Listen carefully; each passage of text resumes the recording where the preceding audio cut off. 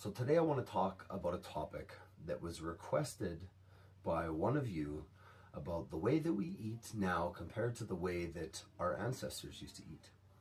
So coming from a bodybuilder who eats 5 to 6 times per day, I personally would say that I'm about the farthest away from eating a traditional style meal plan.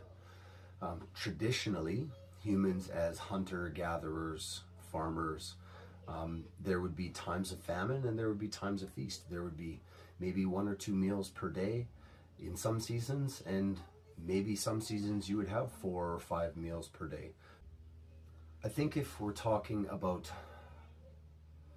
North American traditional eating, before North America was colonized, the way that people had to live, where they had to travel great distances to hunt and obtain food, or they had to maybe go for an entire summer season living off of their fall's harvest, and they really had to ration things and have, a really good sense of portion control and not overeating and not overindulging.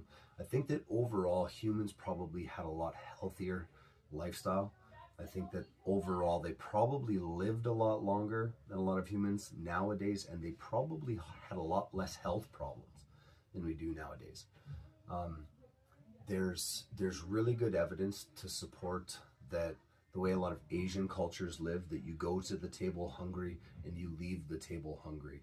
It's both out of respect for everybody that's at the table, to make sure that everybody gets something to eat and nobody misses out, as well as it's really good for our bodies not to be overstuffed and for us not to overindulge in things.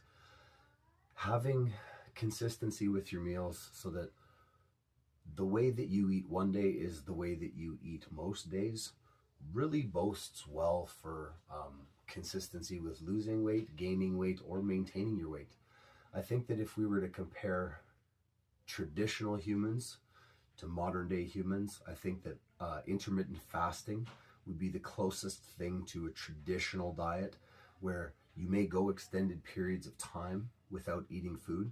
Personally, for me, intermittent fasting worked really well at decreasing my body fat initially. I was able to get down to a really healthy body fat level, and I was then able to maintain that body fat level. For me personally, I didn't see it as a long-term solution to my problem. I kind of got to a point where I had kind of capped myself out on my weight loss. I also wasn't really able effectively to put muscle tissue on. So for somebody who wants to live a traditional life,